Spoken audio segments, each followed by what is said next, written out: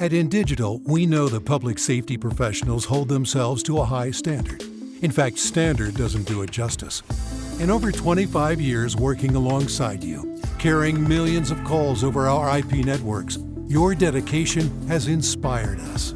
That's why our ESI Net goes beyond industry standards, not only i3 compliant, but designed to adapt to future development for a network you can count on when it matters most. Learn more at indigital.net. If Within the Trenches has ever taught you something, open your eyes to what it is like to be a 911 dispatcher, or has inspired you to become one, then help support us and join our Patreon. Get exclusive bonus content, one-of-a-kind swag, discounts on merchandise, ad-free early access to new episodes, and much more. To join, please visit patreon.com/WTT podcast. And if you're an industry partner, we have something for you as well. And now, for the show. This is Jordan, and you're listening to the Code 7 Podcast Network.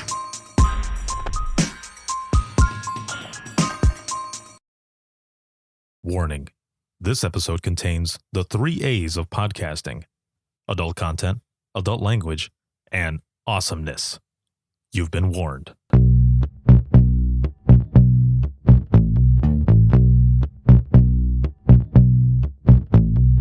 Welcome to Within the Trenches, true stories from the 911 dispatchers who live them.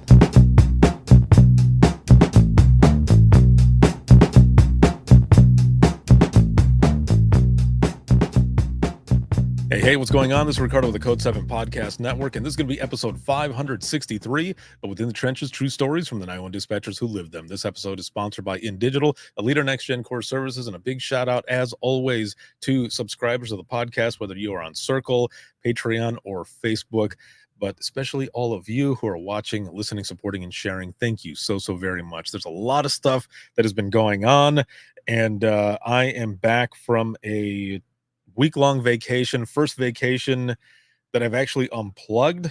Well, there were a couple things that I absolutely had to respond to, but otherwise I was unplugged in the middle of nowhere in Ohio, hiking and doing a bunch of other things. It was the first vacation that I've had probably in years that I've because as you know me, I'm always working and evolving and doing something, but it was nice to be able to do that. It was excellent. So I'm back, and I am now starting, or going to be starting back trips, teaching, training, speaking, all of it from now. Pretty much, it's August 30th, but it's going to start like the second week of September here. So just in a couple of weeks, I will be basically going back and forth and training until the middle of November, dude. Yeah. Exactly. It is going to be crazy. However, one of the coolest things is that finally, I got these back. They are exclusive only to the Imagine Listening sessions, and it is the official I Am 911 Challenge coins. They are back. I've got about 200 of them. So if you are going to be at any of the 8-hour courses that I'm teaching at, or the conferences where I'm doing Imagine Listening, and you share a story during the Imagine Listening piece, you will earn yourself a challenge coin. So I hope to see you there, and we are going to jump right in, and I am super excited for my guest. We literally made this happen yesterday and we're here early this morning to record this episode. We've got a lot to talk about, and my guest today is my good friend Christa out of Michigan, and we're going to throw her up here really quick. You know, I forgot to ask you what you wanted for your title. Krista's fine. We'll roll with Christa. I'm sure people have other titles for me, but we'll just roll with Christa today. Well, Christa is a 911 professional, and just really quick before we get into more of your story, we've got some stories. We've got a podcast that you've got coming out that we want to talk about as well. But just a short summary of your public safety experience, please. So I started in 2015 in Genesee County, working as a dispatcher. I was very involved with our dispatch program. I was a CTO there, worked the PR committee, CAD committee whenever I left, and tactical dispatching. But I was there for almost 7 years. And now I work in the private sector with Intrado. I get to talk to a bunch of different dispatch centers across the country. I love it, because I knew when I got out of dispatch, which I'm sure we will talk about later on, whenever I got out of dispatch, I knew that I didn't want to completely leave dispatch. I was way too passionate about everything 911 related. So I knew whatever I did, I wanted to do something that helped dispatchers. I felt like my experience in the dispatch center I didn't want it to go to waste. I was like, I just want to be able to use it for good, and just feel like I'm still helping people. So that's kind of my little life in a nutshell. I think that's one of the things that we really get into, right, when we're working in public safety, especially in 911. It's that service that you're putting forth, whatever it may be, and phone calls, or even to the point of putting in warrants, or adding in different information for children that are missing, and that satisfaction, especially when they find that child or adult, whichever, and you get to take it out. You're like, there's that sense of purpose that you feel like you're doing something that's bigger than yourself, and that gets into your blood right away. But when you end up going out, which we're going to talk about a little bit later, you end up feeling like, who am I now? Yeah. What is my purpose now? It's an identity crisis, because like your friends and family know you as like the 911 dispatcher. Like my family, I'll even say like my family, or like when I'd be at church and stuff like that, people would be like, oh, this is Christa. She works in 911. Like, it's like that, like, this is a really cool job. Like, we want to tell everyone she's a dispatcher. Or like, even they might text you and be like, hey, I know you work in dispatch. Like, what do you recommend for this? Or what do you recommend for that? And so then whenever you no longer are in dispatch, it's like, wait, now I just get like, now I'm just a family member. I'm not like, my job's not that cool. Like, there's a lot of things that go into it. And, I get to tell people, how like my job now gets to kind of help 911, but then it's like a whole long thing. I feel like Chandler being from Friends sometimes, whenever I'm telling people what I do, nobody actually knows what Chandler does. Nobody knows what I do now. Yes. Yeah. And, and in some sense too, at the same time, you feel kind of left out. Like all the folks that, like, you still have friends, right, in 911, or the center that you were at, or whichever, but it's never quite the same as being No, and I feel like so out of the loop. Like, I just talked to one of my buddies 2 days ago. I was like, you didn't call me and tell me this happened? He's like, oh, sorry, I forgot. And I'm like, I'm having to find out through the grapevine. Like, it's like, come on, like regular I've been gone for folk. a while, but I still talk to you. Yeah, no, exactly. And I think what kind of softens the blow of that a little bit is the fact that and you or I and I are in the same space, where we ended up going into that private side. And like you were saying in the beginning with your summary, you get to visit and or talk with a lot of different centers, so you're still kind of in it. Where, like, myself as well, when I left in 2013, I ended up visiting a lot of centers to train them on different phone services, text for 911. Like, I was in those centers and I could sit there and listen. I definitely wanted to jump in and take calls if I heard like more than 2 rings or whatever. Like, I want to jump in, but it's never quite the same. It's hard to get used to it, especially in the beginning. When I first left dispatch, I remember sitting at my desk. I had a piece of paper and a pencil ready for notes, and I was sitting there, and I remember having a moment where I thought, what the hell are you doing? Like, no one's going to be calling you right now. No one is calling. And I'm sitting there, I was holding onto my pen, and I had my hand on that notepad waiting, and my hand on the keyboard waiting. And I was like, you're stupid. Well, my first day at Entrado, like, I literally, so we work from home, and I had like my whole office set up, and I just sat at my desk. Like, I had no meetings, no nothing. And I just sat at my desk, and I remember being like, I can't leave. Like, what if somebody sends me an email? And I'm like, if they send you an email, you have it going to your phone, like, go make some food. Like, I just felt so tethered to my desk, because at 911, you can't leave. And I remember the very first day I sat at my desk for the full 8 hours, like, unless, like, I remember, like, running to the bathroom and coming back because like it was like that quick, like just it was a really hard transition realizing, Yes, hey, it's still you in can your go, head. yeah, you can go change a load of laundry if you want to. Like you can get up and walk away from your desk. And actually, if you saw my office setup, I now have 3 monitors in here. And I just recently added a 3rd monitor because it's a separate computer I use for the podcast that you and I were talking, like the one that I'm starting.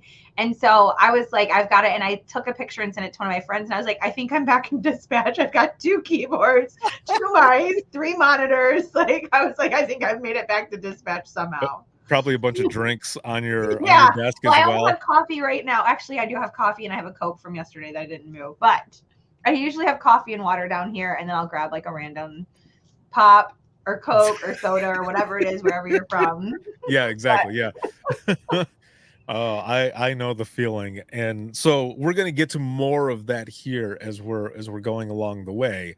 But let's go back in time a little bit and let's actually talk about the buildup towards the end of your dispatching career and transitioning over into Entrado. We were talking just in the beginning before we started recording here, and you mentioned 3 different incidents that happened. Like, so this is what I've been saying in my 8-hour class. It was the same way in the beginning as it was in the end for me when I started dispatch. And but the end, I'll say that if 911 were a gang, I was getting beat out. Those last 2 weeks, man, those last 2 weeks that I had, it was like I was getting beat out. Like the dispatch gods or universe, whatever you want to call it, was like, hey, bro, you think you're gonna leave? Like, you can check out, but you can never leave. And you just started getting a beat down with the worst calls. Luckily, also the dispatch universe, I don't know if you feel this way as well, but I always felt like I would get maybe 4 bad calls in a row, and then the universe was like, here, I'm going to throw you a bone. And there was like a funny, outrageous one to kind of cleanse the palate. I don't almost know. like I needed it. Like I don't the know. universe Like knew I needed it. The last few months of being in dispatch, I don't really remember any funny calls. Well, I just mean throughout your like 6-7 year career Oh yeah, in dispatch. There was always like, I had one guy one time tell me he figured out how to clone people, and it was a whole that call. I remember. See, it's like that's you what always I mean. you always know when somebody's got a good call too in dispatch, because they'll purposely start repeating out loud everything that person is saying. So like everybody in the dispatch center is like, what's going on? Like they're all like, oh, she's got a good one. She's got a good one. And it's right. Yeah. So yeah, I was like, I'm sorry, did you just say you've cloned people before? And so everybody's like, oh, quiet. We got to hear this one. Like, so I had a guy, that was probably like one of my favorite calls, because it was just like, he started the call off by telling me he needed the news there and he needed the police there, and he wanted to make sure that I knew he wasn't crazy because he had just been cleared at the hospital for being crazy. And I was like, oh, this is how we're starting the conversation off. I can't wait to hear how this goes. So, and that was, he had told me that he had cloned himself so many times that the clones took over his house and kicked him out.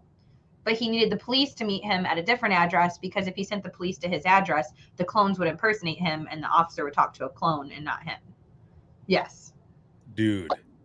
Yeah. Well, here's the thing too. This is something that I've said, especially in the open mic sessions that I've done with an audience, is what if sometimes when folks call that stuff in, what if it is actually true?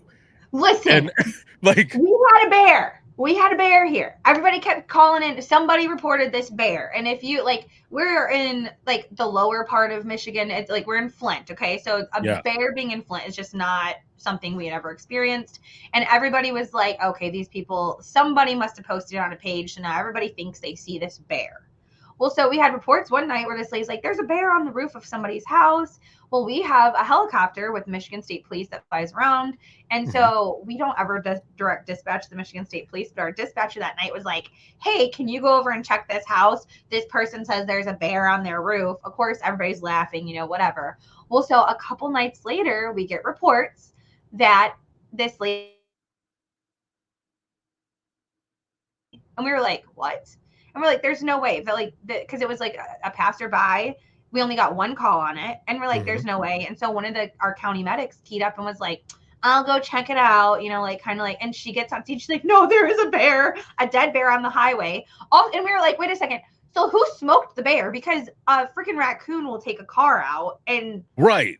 So who smoked the bear and kept going? Like, so yeah, dead bear. So yes, sometimes they are correct. Like we like all joked about it for about 2 weeks, saying this was a joke, like there was no bear, and then there ended up being a dead bear on the highway. And holy moly. Yeah. Yeah, for real. Like it had to have been a semi of some That's sort. what we all said. It Just had like to be a clipped semi. it, and they never knew that they clipped it. I don't know. Yeah. I mean, a bear, like that would do some damage. You know, especially like a 4-door sedan. It would just be like done. And so we were just like, what happened? Like, who hit this bear? And nobody called it in. It was one passerby. Like, weird. Most like, I mean, you know, you get like a duck gets hit on the highway and everybody's calling that in, but a bear, nobody calls it in. Like, you get one call. Like, even a small fender bender that's on the side of the highway, everyone has a cell phone. Mm-hmm. Everyone is calling, and it gets to the point where you're like, are you calling for such and such accident on the side of the highway? Is there anything different? You know, you start asking those to triage, but not a bear. Like you would think that would be something that everyone would be calling. I don't know if you got this wrong, but there's like a bear or some sort of furry couch on the road. A rug, maybe it's a rug. I don't know. Right. Holy moly, man. Yeah. So there's all those different types of things. And, you know, so like for you, you know, working towards the end of your dispatching career, like I said, there were 3 different calls we were talking about. I mean, you mentioned a school shooting that happened. So the county just south of us, so like the last probably like 2, I shouldn't even say the last 2 months of my career as a dispatcher, but the last like 2 months of 2021, Oakland County, which is the county just south of us, they had a school shooting. That was pretty intense. I mean, and we in no way, shape, or form had it compared to like what Oakland County did. It was just one of those that hit really close to home. We have my daughter's dad lives in Oakland County. Like, I mean, it's like I'm like right on the border of Oakland County and Genesee. So it's like, it's one of those, we had officers whose kids went to Oakland County schools that were like rushing to the scene, like, because, you know, it's their kids are in school there. Right. And then we ended up having a mall shooting in our county and we were very thankful that it was gang related and it wasn't like an active shooter situation. I think the last time I was on the podcast, we talked about my active shooter that I had, which was in that same year. It was in July of that year. But then we had the mall shooting. And that was stressful. We worked off 800 megahertz radios. As our officers were running in, we were losing connection with them because 800 megahertz radios do not work in like hospitals, malls, schools, things like that. So we were losing connectivity. Yeah, so we lost connectivity with our officers. Not only that, we were told that it was down the JCPenney's wing. So we had one. So in our county, one of the really unique things that our county does is we have county medics that work for our sheriff's department. So they are police officers and medics. So one of our medics had entered in like kind of one of the main doors. And all of the other officers had came in through JCPenney's because we had said it was down the JCPenney's wing, which it was. The thing is when the shooting happened, JCPenney's went into lockdown and pulled their gates down. So the only guy we had going in for this mall shooting, the officers couldn't get to him. They could see everything happening, but they couldn't get to him. And as he was going into the mall, there was a bounty hunter coming out and he's like, do you have anyone to cover you? And he's like, no. And he's like, well, I got a vest. Let's go. And so the bounty hunter is actually who covered our county medic going into the shooting. And then, like I said, we lost connectivity with them. That mall shooting was like a very stressful, we had like a whole debriefing with it. It was chaos.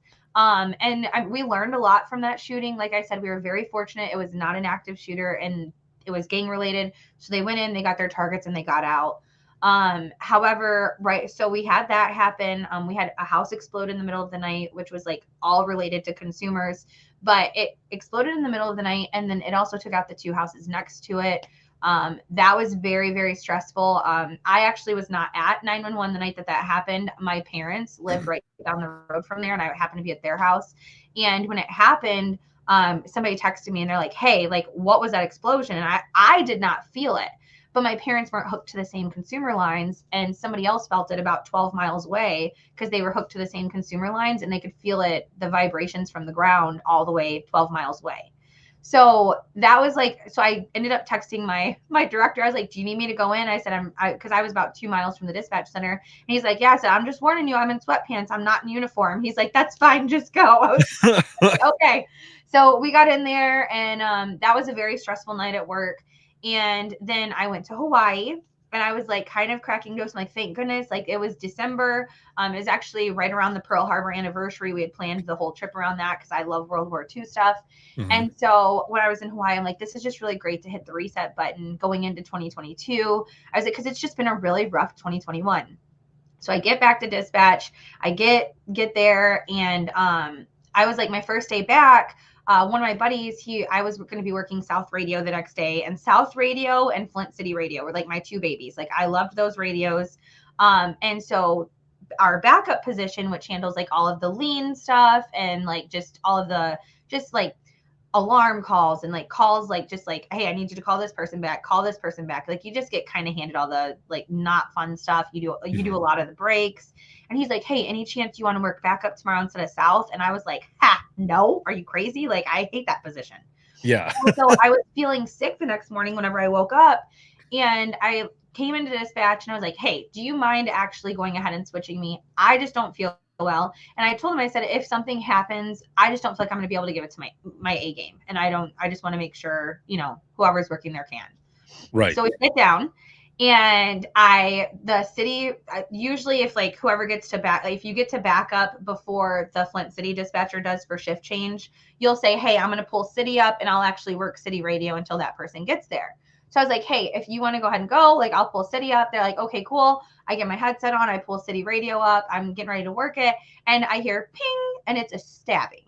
And I was like, are you kidding me? Like, I just logged in.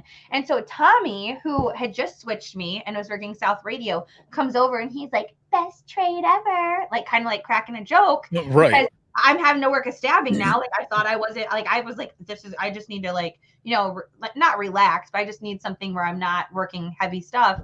So I like, work the stabbing. The Flint City dispatcher comes in. And honestly, like, in Genesee County, stabbings are not, I'm not going to say as big of a deal. They're not rare for us. So it's not an uncommon call. So it wasn't as crazy, but so we're like sitting there. Well, so as the day is progressing and going on, we end up getting a call that is one of our county medics that says he's been hit.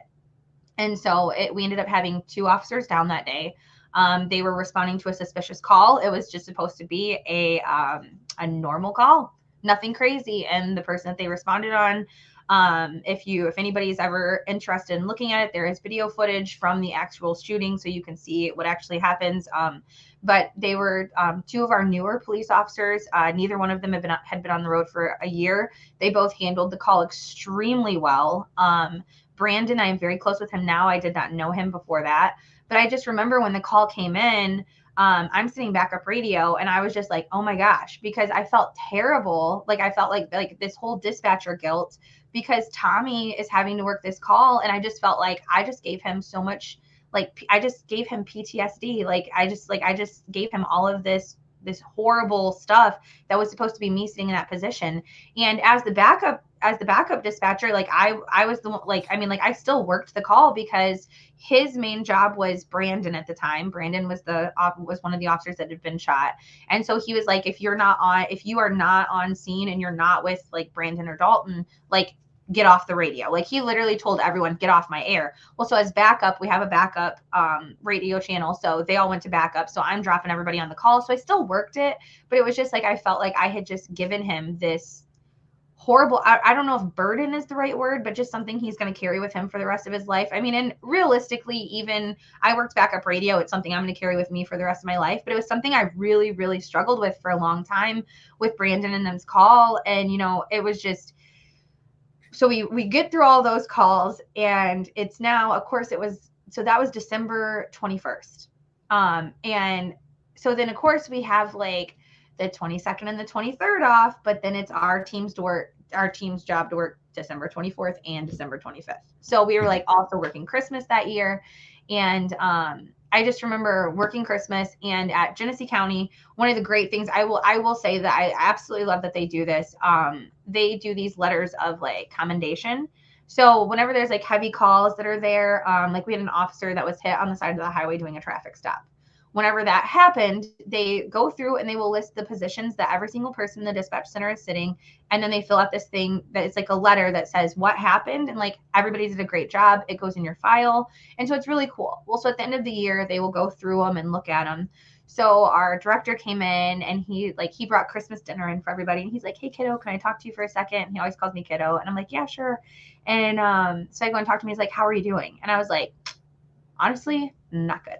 And he's like, all right. He goes, I just wanted to check on you. He said, I was going through some calls. He said, and your name was on all of our heavy calls this year. He said, all of the calls that he's like, your name, he said, I had one name on all of those and it was yours. And he goes, I just wanted to check on you. I said, I'm just letting you know, I'm not doing okay. I said, because I do see a therapist. Whenever I had started, actually, when I was going through the breakup with my child's father and then like trying to navigate all of the 911 stuff. And then I got in there and realized there was a lot more than just those two big things that we needed to work through.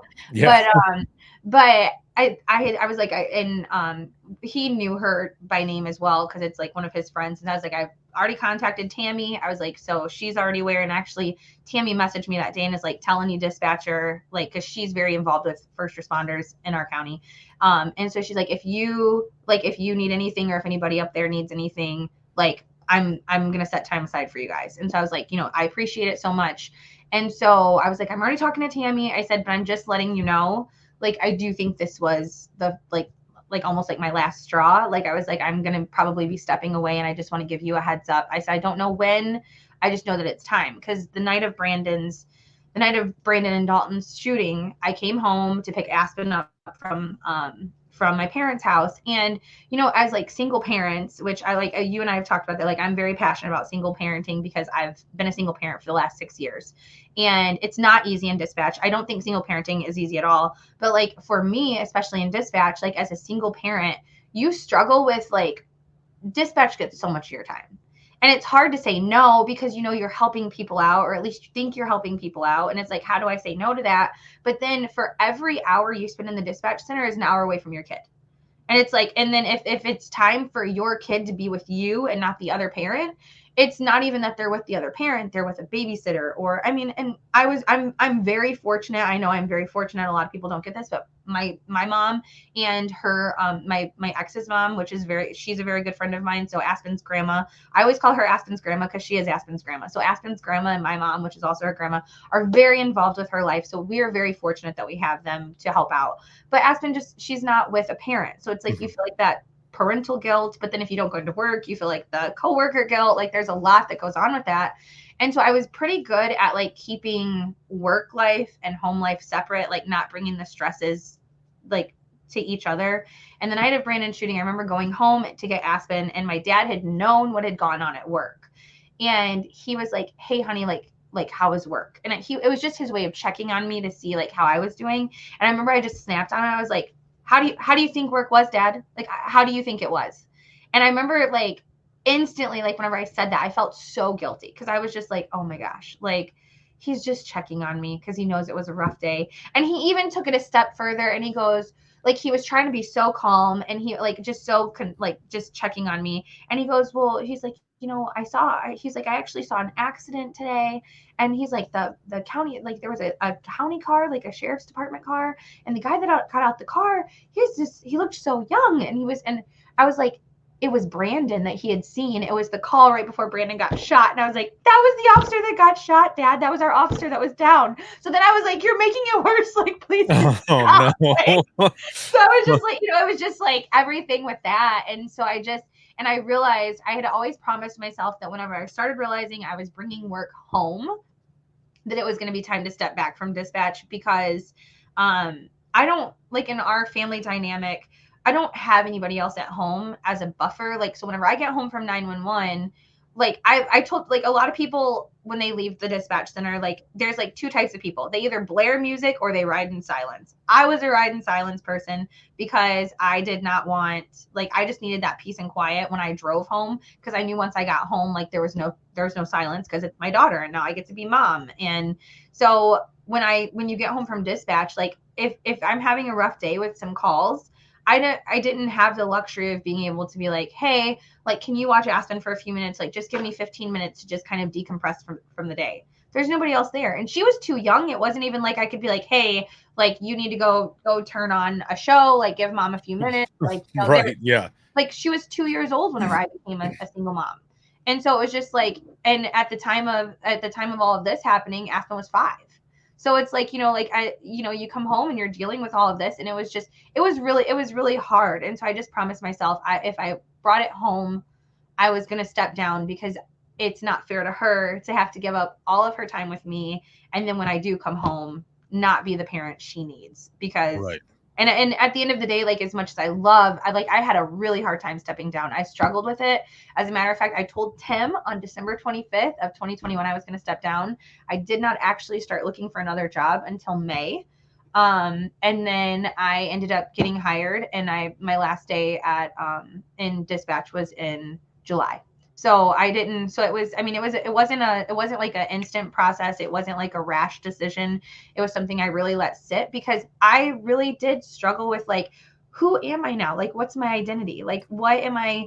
And then there was also, like, I was proud to be a dispatcher. I was good at being a dispatcher. And then, like, going from a job that I was good at, like, and to just hear, like to be like I felt like I was letting people down. Our dispatch staff was extremely low. So I'm like, I know when I leave, it's going to create more overtime for them. So there was, like, that guilt, but I was just like, I've got, like, I have to do it, because it's not right for me anymore. And, like, if I'm being honest, like, I really felt God, like, pushing me, like, hey, you have got, like, you need to do this. And, like, I know that some people find this, like, cliche or whatever. And I just feel like, I don't know, like, I just felt like God had a bigger plan for me. And, like, dispatch was my stepping stone to get wherever he's guiding me. I don't know where that is yet. I'm just kind of going with the motions right now.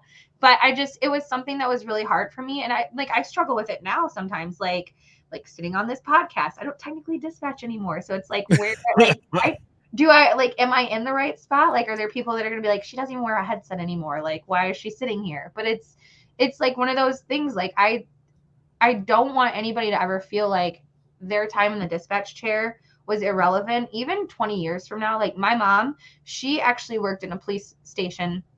She answered 911 calls before, like, their area had 911. And that's probably where, like, my interest for 911 came from.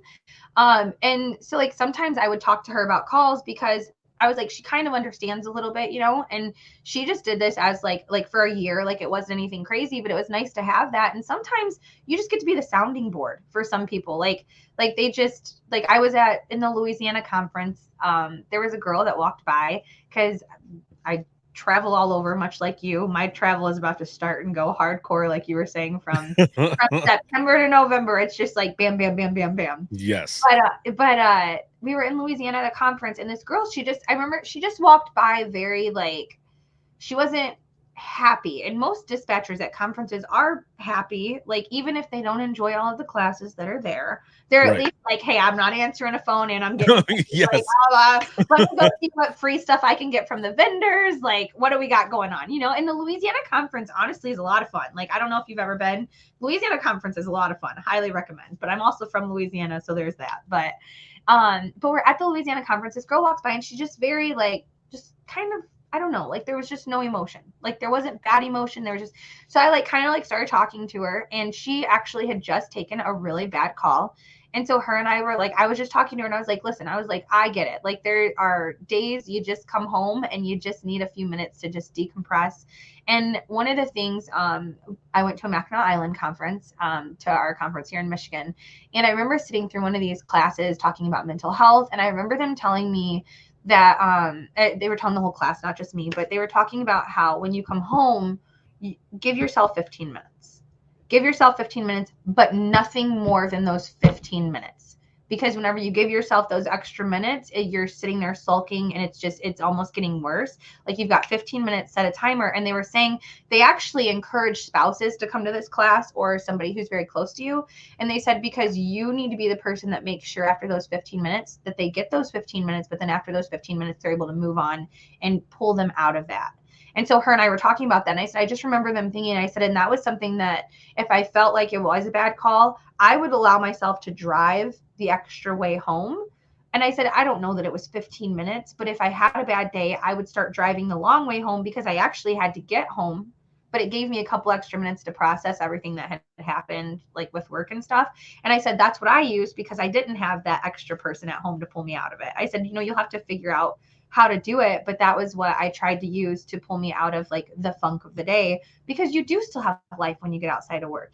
Everybody does. And it's like you just drained your bucket, and it's like you need something to fill it up. And it's just it was just one of those.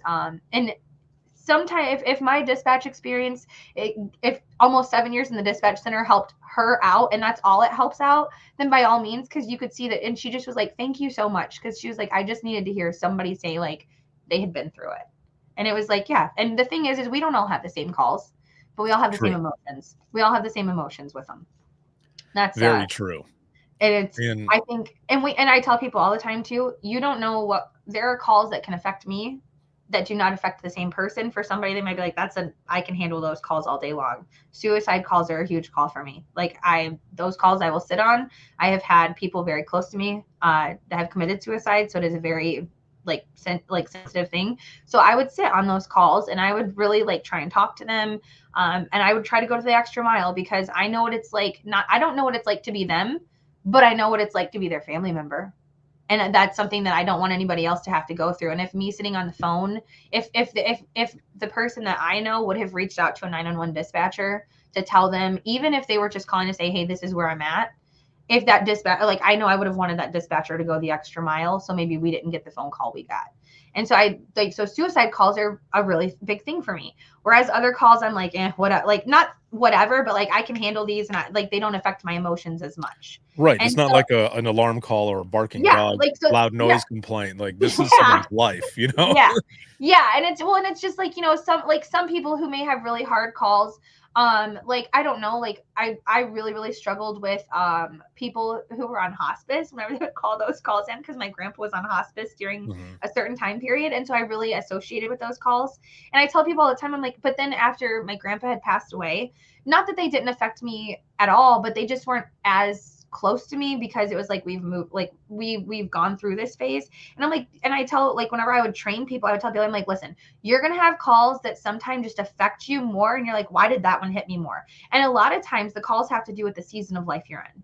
I was like, whenever you're in certain seasons of life, certain calls affect you more than others. I was like, and certain calls don't affect you at all, because you're like, well, I'm going through this. Like it may be something that you're going through, and you're like, come on, like, we got to get through this. Like, almost like you're helping them get through it. Like, we don't have time to sulk. Like, work with me on this. Let's get through it, and let's move through it, because you're going through it. And you're like, hey, I know how we can get through this. I'm going to help you. And then other times you may work through it and then like have a really rough call where you're just like, hey, I need a few minutes. Like, give me a few minutes. Like, and so I think just giving yourself grace in the dispatch center, but with the grace you give yourself, it is so important to give your coworkers grace, because we are the most judgmental people in the dispatch center. When people get emotional, we're like, oh, come on, suck it up. We deal with this all day long. Like, wait, this is what's going to do it for you. Yeah, that might be what did it for them, because they might have taken 6 really heavy calls, and the little call might have been the one that sent them over. So give them some grace. You have no idea what's going on. And I can't stress that enough, because I have walked into some dispatch centers and you can just sense the tension in the room. And it's like, with all of the hatred the world spews at you, especially as dispatchers, like I tell people all the time, you do not get a good call in dispatch. Your coworkers are all you have to lean on. And sometimes I think that, like I said, we just get so judgmental in the dispatch center, almost like, oh, I'm tougher than that person. I can handle those calls good. And it's like, and I'm not going to say that's every dispatch center, but you do see that so often. And it's just like, you see that when you sit in a classroom full of dispatchers from all different, from all different areas. I'm sure you've seen, like, whenever you do at conferences, whenever you do that, there are people that'll sit there and be like, oh, okay, this is the one that did it for you. And it's like, yeah, that might be the one that did it for him, because you have no idea all of the underlying things. Because there's a different experience that everybody has in their life that associates to one of those calls. That's why it's the one that broke the camel's back, so to speak. But I think that, and that's also why I wanted to talk about this piece as well, because everything that you've said, that is, sometimes a lot of us, the profession defines us, and we need not to, we got to find different avenues so that it doesn't define us like that. I think if or so that we don't feel as though it just fully defines us. Like I Yep. said, when you get out, then you're like, who am I? Yeah. What do I do now? And I think that's why it makes that transition out of dispatch a little harder too, because now you're not in the thick of it. You're not Mhm. literally within the trenches of 911 anymore. And I've been out for 11 years, and you know, and I do all this stuff. I'm still going around and teaching and doing all these other things. But don't get me wrong. I mean, there have been a few times where I'm like, I don't know, like, will people still listen because I haven't been in there for so long, but I started all this other stuff, and I'm helping dispatch. Like, you get into those modes, and Yeah. everybody does. And I feel like a lot more. And I told you this in the beginning, and I'll say it now for those who are watching and listening. I have received messages from people that I know personally, and people that I've never met before, but who are just fans of the podcast and the IM91 movement, saying that their transition out of dispatch has been very, very hard. Like Mhm. there are a lot of people too who have said, I was able to put this on the shelf. It never bothered me at all. But now that I'm out, it's all coming back. Mhm. And I don't know what to do. I don't know who to reach out to because I'm not in it anymore. I don't have, there's no EAP or anything like that. They're, getting help through a therapist and everything, right? But not just that, they want to be able to talk to their colleagues, Yeah. from the profession, but they feel like they can't because they're not in it anymore. I'm like, Yeah. no, we need to do something. Like, we need to bring this conversation up and out. So for you, as you went through all of those calls and you're transitioning out, you had that one last one where you told I can't never remember, is Tim the Tim. deputy director or the director? Tim is the director now. He was Okay, the the deputy director. director for a while, but he is the That's director why. now. That's Yeah, why it yeah. was confusing me, right? And Yep. Dave is now the deputy, right? That's correct. Okay, got it. Yeah. So you're telling Tim, like, this is like, I'm telling you now that I'm getting close, or this is going to Mhm. be it, and I'm going to start transitioning out. Up until that point, and how were those things, like, what were some of those thoughts and feelings that you had going out? Because I know for me, and I think you kind of said this already, or we're just moving towards the same direction, or the same feelings, is that when I knew that I was going, and I had already put in my time and stuff, it was hard. Like, I felt like I was betraying my team. Mhm. I felt like I was leaving everybody behind, and they just basically were like, choose yourself, Yeah. not in those exact words, but everybody, the way they were talking, it was basically like that, choose yourself, your family, whatever's going to be better, what you're going to be doing is going to be helping us and everybody else out, with what you're doing. But I didn't see it that way in the beginning. In the beginning, I was like, I'm not gonna be able to reach out to them anymore. I'm not gonna be able to talk to these officers, or people aren't gonna see me the same way because now I'm out, and I'm gonna be on the outside. And I think there's a lot of people out there who feel as though they are on the outside as well. But it's just that feeling that we get, because I still visit the center now. I still have friends there. I still Mhm. talk to them. But it was that initial thought process of like, damn, now who am I? Yeah, because whenever I was going through like the transition, and I'll say even before I like got out of the dispatch center, when I was like trying to decide what I wanted to do, because realistically, I had no idea what I wanted to do. I just knew I wanted to still be involved with 911 in some way, shape, or form. And I actually joke, I tell directors this all the time. I was like, I knew how to work my console. I had no idea what it took to make the console work. So trying to figure all of that out was a very big learning curve of like what part I wanted to work in. Yeah. So like that alone, like just trying to figure out that aspect of it.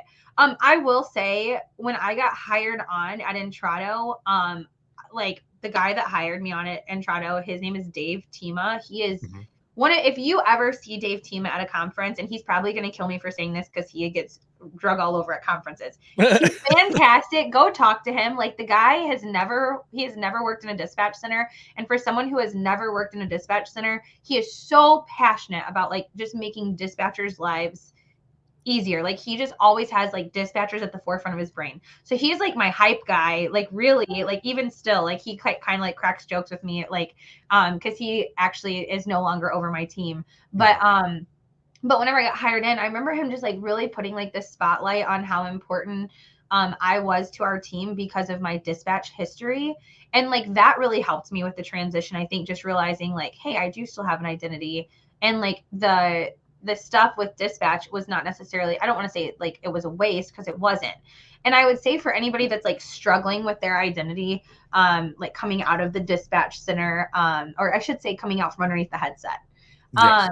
One of the things that is most important to do, and I would say this, and I guess, you know, if you think about it, it's kind of like being in a relationship. When you get out of a relationship, you're trying to figure out like, okay, did I like these things because the person I was with liked these things, or did I like them because it was actually me?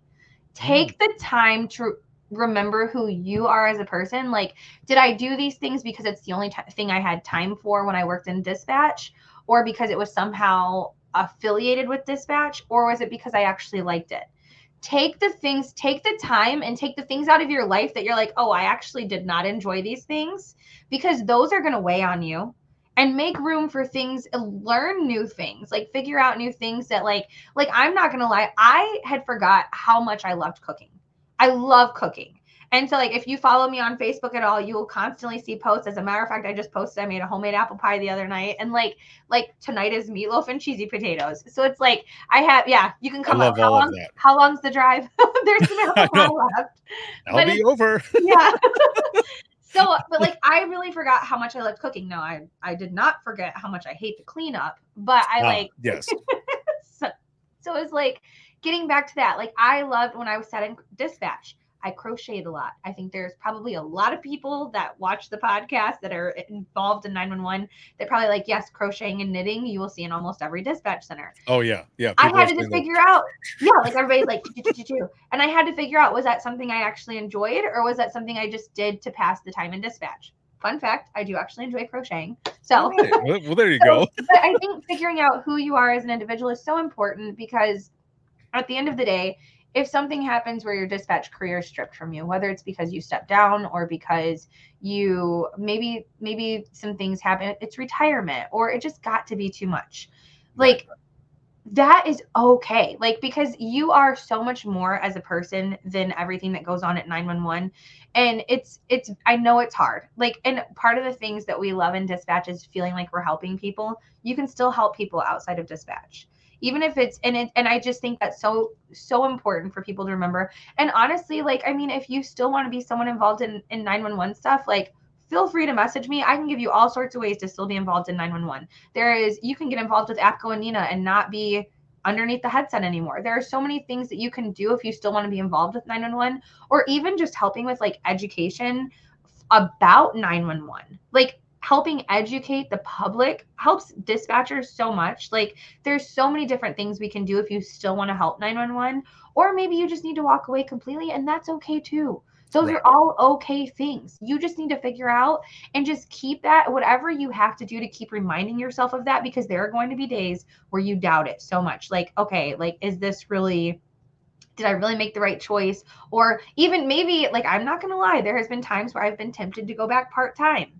And I keep telling myself, like, I'm like, why are you wanting to go back part-time? Is it because you're wanting that part of your identity back? Is it because you're wanting to help the dispatchers out? Like, what is your reasoning? And I have to like really dig into the nitty-gritty of what is it exactly that I want to go back for part-time.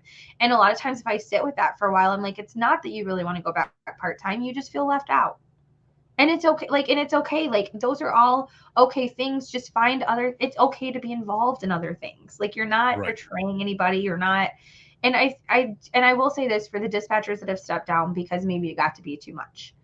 I am one of you. Like, I stepped down because it got to be too much. It does not mean in any way, shape, or form that you are weak. Because I feel like that is definitely a struggle. Like, when I was stepping down, I was like, oh, how many of my coworkers are going to judge me? Like, oh, well, you only made it to the 7-year mark, but I've been here for, I don't know, 18 or 15 or whatever the year. And it's like, okay, like, I get it. Like, and the thing is, it doesn't matter. Like, that's everybody else's pace and that's everybody else's race to run. And if that's what they want, but you also have to understand, like, that might dispatch might be a stepping stone to get you to where you need to be at in life. And that might be a really great, it might be a really amazing stepping stone that you had and you can look back on and you can learn from that stepping stone, but you have to keep moving forward. Like those stepping stones are there to move forward, not to move back on. And if dispatch presents itself in the next stepping stone, then that's great too. But you have to keep stepping forward and just understand that this is part of your life process. It's not your whole life. And I think that's such an important thing for us to remember. And it's hard because it does get infiltrated in us. We do have, like, we're sitting in the dispatch center for 12 to 16-hour shifts. When we get out, we're hanging out with dispatch people or like first responders. And like, it's so hard. And I did have to, if you talk to a lot of my first responder friends, they will tell you, I distanced myself from them for a while after I stepped down because I was just like, I felt very left out. Like I was sitting there and I'd be sitting with like, there's like a bunch of police officers and stuff like that. They'd all be talking about the call they responded on that day. I don't know what call you went on that day. I'm not involved anymore. And yeah, I remember you're like, okay. I was sitting with well, because I feel like whenever they're all together, it's all the police officers and then the spouses, because the spouses are like, yeah, just let them go do their thing. I was like in the middle because I'm like, I've always been with like the first responders. And now I'm like, I remember sitting there one day, we were sitting there and I'm like, oh my gosh, I'm so sorry. And they're like, well, I was like, this is all we talked about for you guys. And they're like, yes, it's so annoying. And I was like, I'm so sorry. And so we were sitting there and they were like, one of the officers was like, are you too good to join in our conversation now? And I was like, no, but like, aren't we all friends for reasons other than just the calls we took today? Like, is anybody going on vacations this year? And I remember being like trying to bring up things that were not first responder related. And that was just like something we didn't talk about. Like we never, like, I remember they were like vacations. And I was like, yeah, like me and my friends outside of the first responder world, we'll talk about things we did this week that aren't involving 911. And whenever I realized like, so a lot of the people that we could only talk about first responder things, like the calls they went on, and it was something that we constantly talked about, I kind of had to step away a little bit because I was like, this is not I don't know if that's a friendship or a trauma bond at that point. Right. Yeah. Like, so it was like, I mean, these are people I can call on if anything happens. Like, I mean, but they're also the first responders. They would be the ones I'd be calling on anyway. So it's like trying to figure out that balance was also very hard. I think it did help me. And like, there are still people, like, as I stepped away, there are still people, like, I'm supposed to eat lunch tomorrow with one of the girls that's a medic here in our county. Like, there are still people I am close friends with, but to take a lot of the people out that, and it's not that I don't care about them or anything like that, but to have them as my close inner circle, I just don't think it was necessarily healthy because I was constantly comparing myself. I constantly felt more left out because I would see all the things I wasn't a part of that day instead of seeing the things that I was a part of for everyone else. And so I think that's just important. I think that I feel like every single episode that I've ever recorded for this podcast has been very, very powerful. But I think this one especially, because this is a topic that I think a lot of people are also starting to think about. And a lot of people that are transitioning out are feeling this way. So thank you for being candid and open about your feelings. And, you've helped me bring out some stuff as well, because I felt that way too. I think what helped us in a sense, and I don't know if you feel the same way, but I feel like what has helped both of us be able to transition a little better than others might have is only because we've still stayed in 911 through a certain aspect, and others have had to try to figure out how to do something that might not match that, giving back or doing something bigger than yourself. But, you have to find a level playing field there with whatever it is that you're transitioning into, and knowing that you're still able to give back in different ways. And it's very possible now for you as well, because we only have a few, a little more time here. What I want to make sure to mention though is, while you're going through all of this, you're making your transition out, there was something that was happening the whole time, at least the 6 years worth of your dispatching career, which also correlates with what we're segueing into as well, is this new podcast that you have coming out, and how your experience from those last 6 years in dispatch into what you've been doing and what you're going into now with this new project that is built up. The fact that you were also a single mom, you mentioned your daughter Aspen, and all these different things that you were going through. And I want to know how the experience of dealing with a lot of that and transitioning out is going into this new podcast. So tell us the name of the podcast, what it's about, but also how, kind of this experience is built up into this. Cause I think this is also very important. I believe that there's probably a lot of folks, men and women, who are dealing with the same thing. Even those who are married, who might feel, or in a They might relationship, feel not like a even single just married. parent. Right. Yeah. Like, Not just married, yeah. but just in a relationship in general that might feel like a single parent as well. Tell us about this. So the podcast is called Open Your Ears. It's Yep. the Open Your Ears podcast. We are going to be launching our first episode in September. So I'm like super excited about that. Yeah, super excited. This is a project that I have struggled with for a very long time with moving forward with, because one of the things that really helped me with coping on different calls in the dispatch center is I'm a Christian. So my faith was very huge on that. When I first started dispatch, I literally went in and applied to Genesee County. I came outside from applying. I handed them my resume and everything, and they said, "Can you stay and take a test?" Sure, I'll stay and take a test. I remember like staying there taking a test. One of the officers had hit his lovely red button, and I heard like everything go off in the dispatch center. And I remember I'm in the middle of like taking this timed test, and I like stopped. I thought a bank was being robbed because of how loud everything. I'm like, is there a bank robbery happening right now? Like, what's going on? And so I remember coming out from taking that test, and I looked down at my phone, which I had left in the car because I just was dropping my resume off. I didn't know I was going to be in there for a while, and I was working construction at the time. My boss had called to lay me off while I was applying at 911, which I kind of knew was coming because we're in Michigan. They my job wasn't as important in construction, so I knew it was like coming, which is why I started looking for a new job. So I was like, oh, I'm glad I just applied to 911. Like, I just got laid off, like, while I was putting in this application. I go home the next day. I took a pregnancy test and found out I was pregnant. And so I was like, this is a really rough 48 hours. Like right. Yeah. not planning on this.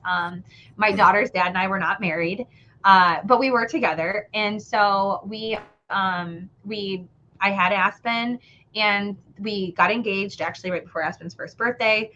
The wedding got called off a month before it was supposed to happen. So I was sitting in I was working dispatch, and like all of this stuff, like, you've got everything bad happening in dispatch. Well, then I went through this breakup like a month before my wedding is supposed to happen. And I remember like Dave and Tim were great, and they were like, hey, like, if you need some time off. I was like, I don't want any time off. Like, I just want to work through this, like power through it. And when the actual date of the wedding comes, I had taken time off for that. I was like, if I could just have my time then, because I feel like that's probably going to be a little more emotional for me because everything's going to hit me then, So I became a single mom while I was working in dispatch. And that was hard. It was so hard because it was like on top of me figuring out it's hard having kids in dispatch, like, because they don't understand why you're giving up time. They just know you're giving up the time with them.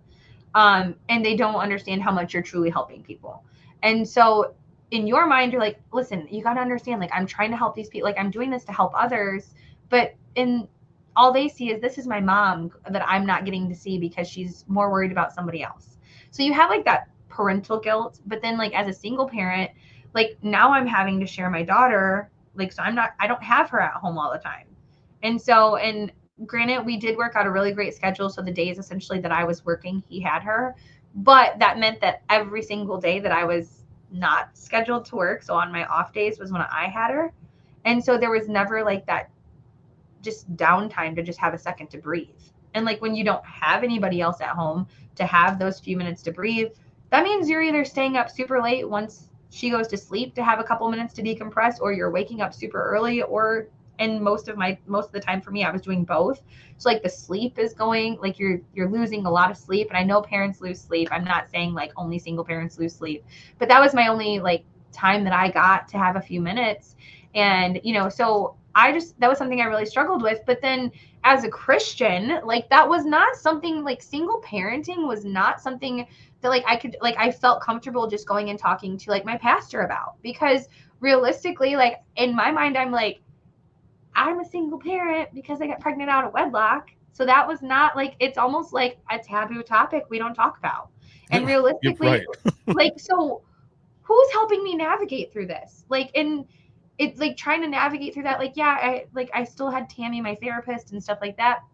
But there was times I didn't want to talk to Tammy. I just wanted somebody to just like understand me and like because she has to be objective, right? I needed somebody Right. who was not objective. I just need you to be there for me, like, and help me navigate. And so I really felt like God was dealing with me in a lot of the stuff that I experienced as being a single parent. I had a very dear friend of mine tell me one time, they're like, listen, I feel like you've been through a lot as a single parent and you could help a lot of single parents out, especially when it comes to navigating through the Christian life, because we don't talk about that enough. Like, you know, people end up in divorce. That's frowned upon in the church. People are, and the fact is, we are in these situations, so we need to address them.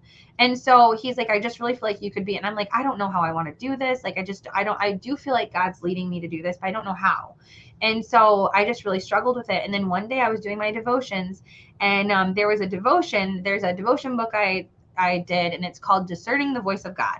And so it was just because I just felt like I had strayed so much in my relationship with Christ, and I was needing something to just help me reaffirm. And I told my mom, I said, I don't know anymore if I'm hearing God's voice in my head or my own voice, because I tend to do what I want. So I'm like, I need some guidance on how to discern if it's my voice or God's voice I'm listening to, because my voice is really loud.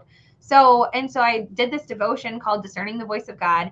And as I was doing it, there's a verse in the Bible that talks about opening your ears to hear the words of wisdom from people that have already been through these experiences, so you can learn from them, so you don't have to go through the same struggles they went through. And I just remember like going through that, and I was like, oh my gosh, like that is so much what we need. So that's where the Open Your Ears podcast came from, was that Bible verse, and just talking about, and I'm not saying like I am just so full of wisdom, people need to listen to me.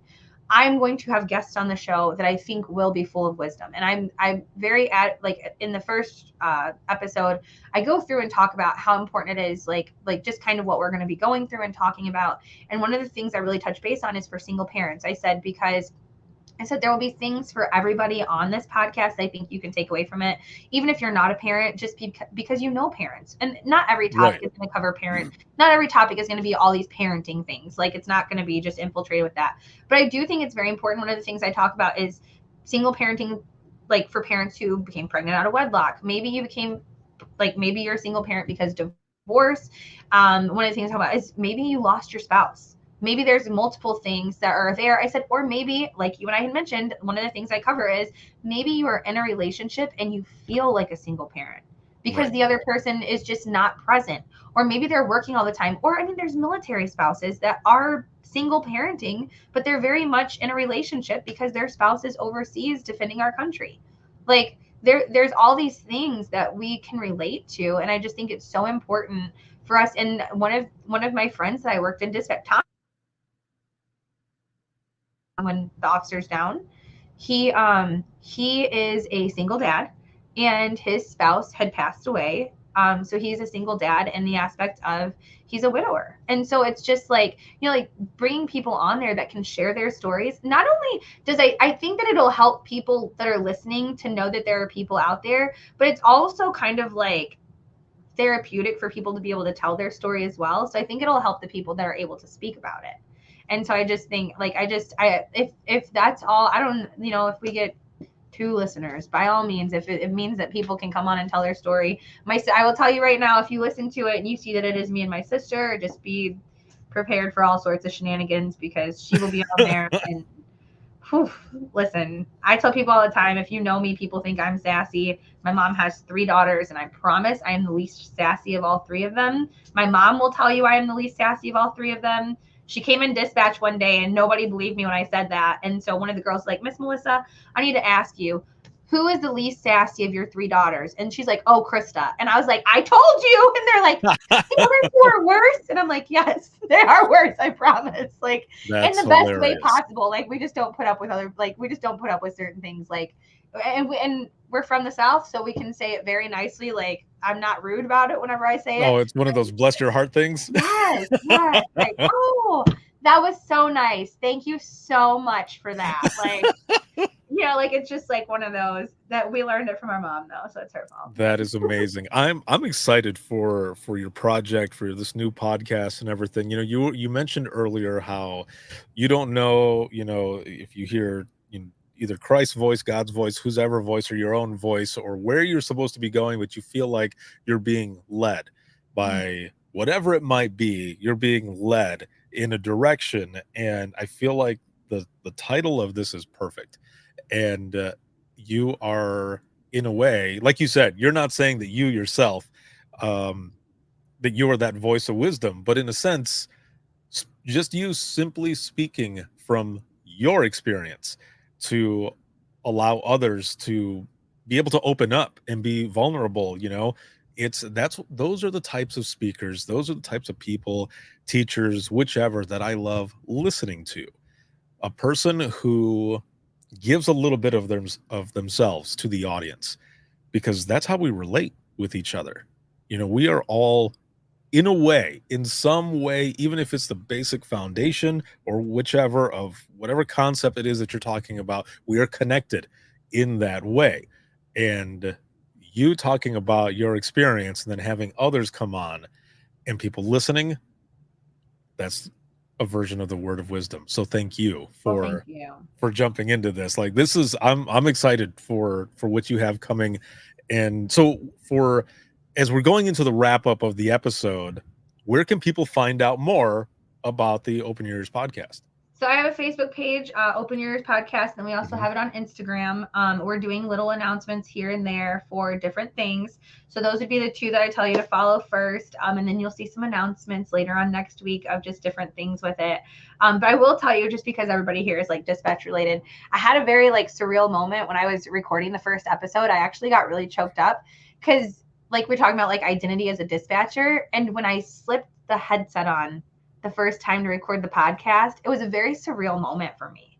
Oh, wow. Like I'm actually getting a little emotional because it was like I went from wearing one headset to like slipping this headset on, and like I feel like it was so meaningful to wear my dispatch headset, and I just hope that this headset is just as meaningful for me as that one was. And I just remember I took a picture of me wearing my headset and I sent it to a couple of my buddies, and I was like, wearing a new headset now, like this is not, like it was like a couple of my officer friends and some of my dispatch friends, and I was like, just very surreal to be sitting here with like another headset on. Like when I slipped it on, I literally just sat in my chair for a minute and just had to like, it was just a lot of emotions, like just kind of like, oh wow, like this is another headset. Like you got the headset on right now. So it's your continuation of service.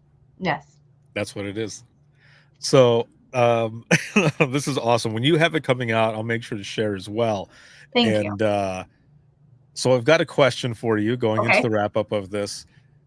And it's not the question that I always ask all of the guests because you've been on before. This is a different one.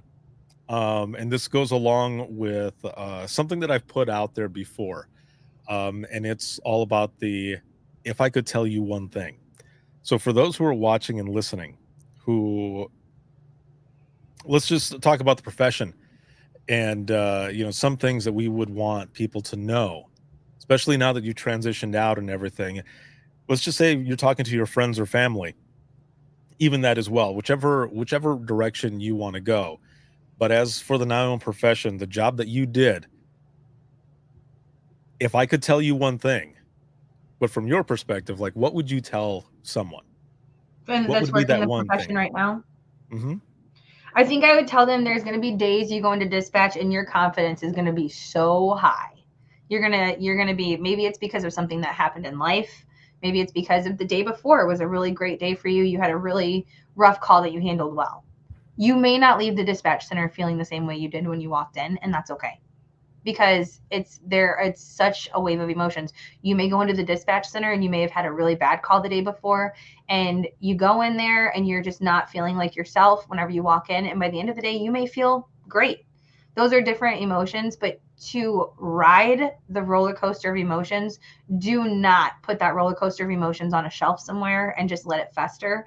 When those things tend to fester, that is whenever they weigh on you the most. And I know it's hard, especially because we don't let our emotions out very much in dispatch. If we do, we crack jokes in the most inappropriate ways. And as a matter of fact, I think I told you about how Tommy had came over to me and said best trade ever whenever I took over that thing for him. Yeah. Like as a little like nugget of funniness in the dispatch center, because we all have, you know, a weird sense of humor. After the shooting had happened and everything started to calm down and we found out Brandon and Dalton were going to be okay, I tiptoed over to Tommy's chair and I whispered in his ear and I went, "Best trade ever." Like, because he had to deal with all of that chaos later on. But it's okay, like the emotions that you go through in the dispatch center, if your emotions are not what everybody else's in the room are, that's okay too. And if you end up having to walk away from dispatch for a season or just completely, give yourself that grace. I cannot stress enough about giving yourself the grace. And if you're struggling with it afterwards, know that, I mean, like, you're there, I'm here. Jim Marshall is a fantastic person to reach out to. Like, he was a very big sounding board for me with some stuff that happened in our dispatch center. There are lots of people out there. Like, don't be afraid to reach out to one of us. We may not have all the answers for you, but we can help you get the answers. And I just am so big on that. Like, just making sure that you're checking in on yourself, like just as much as you would check in on your coworkers. Make sure you're doing that check-in with yourself. Perfect. And for family, if you could tell your family one thing about what you did in the profession, for them to understand a little about that. I would probably tell them thank you. I would tell them thank you, because I'm gonna get emotional during this part, but my family gave up a lot. Our families give up a lot for us to be able to do the job that we did or still do. And as much as we try to get them to understand what we're doing, trying to understand where your family's coming from, because I saw my mom break down multiple times on different calls I handled. My mom got very close with Brandon and them afterwards, so she really struggled when the video footage came out of Brandon's call, and to hear everything that went on. I would tell my family thank you so much. I wouldn't necessarily try to get them to understand so much from what I go through, but just letting them know that they were always at the forefront of my mind, because as dispatchers, I always kept telling myself, if I called in or if my family called in, what would I want them to hear? And I just would tell them thank you for giving me the time in the dispatch center, for helping me raise my daughter so I could do that time, because that time was very important to me. And I would tell them thank you. Thank you. Yeah. Whew. This has been an episode. Thank you for everything that you did in 911, that you are still doing for 911, giving back, and especially this project that you have coming up.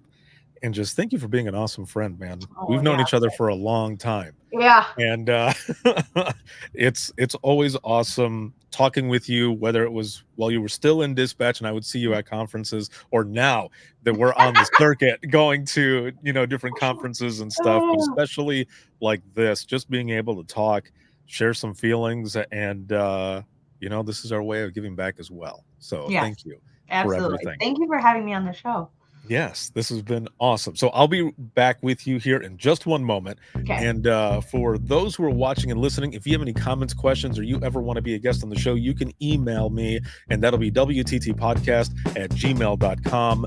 You can follow us on social media. You can become a subscriber of the podcast for extra stuff, bonus episodes, getting episodes a week early, ad-free stuff, so many different things. You can simply go to links.co/WTT podcast. That's links with 2 i's.co/WTT podcast, and you'll find everything there. You'll find email, everywhere where to follow, the latest episode, a link to schedule an episode with me if you are new to dispatch, seasoned, or retired. I've been doing this for over a decade, and I would love to share your story to literally millions, to open the eyes of all those around the world to what it is that 911 professionals do on a daily basis, their experience, and their powerful stories. So reach out to me. I would love to have you on. There's also links on there to pre-order book number 2 of Imagine Listening, and I will be republishing, redesigning my version of book number 1 that'll be coming out in the beginning of December of 2024.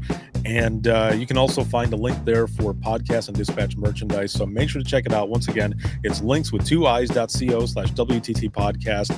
This broadcast has been sponsored by In Digital Leader Next Gen Core Services. And again, shouts out to all the subscribers. And you can see this on Facebook, as well as YouTube, X, and LinkedIn Live. And you can listen 24/7 on Apple Podcasts, iHeartRadio, Spotify, your favorite podcasting app, and withinthetrenches.net. Have a good one, everyone. and we will see you all in the next one. You just listened to a Code 7 Network podcast. If you have any questions or would like to be a guest on the show, send an email to wttpodcast@gmail.com.